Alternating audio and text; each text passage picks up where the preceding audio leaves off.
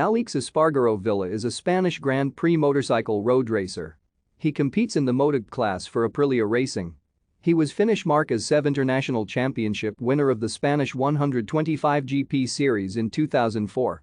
Espargaró had his breakthrough in the 2014 MotoGP season with Forward Yamaha, finishing 7th in the championship, with the highlight being a second-place finish in Aragon. This earned him a move to Factory Suzuki Team in 2015, but had two largely unsuccessful seasons, failing to score a single podium. Espargaró was born in Granollers, Spain. In 2004 he competed in the Spanish 125cc class championship.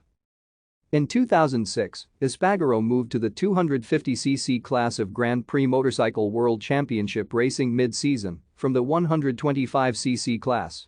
After Sebastian Porto ended his career, Martin Cardenas replaced Porto, and Espargaró took Cardenas' spot.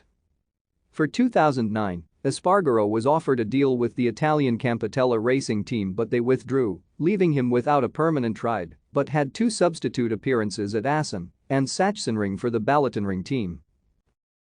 Thank you for watching. Like and subscribe if you would like to view more of our videos. Have a nice day.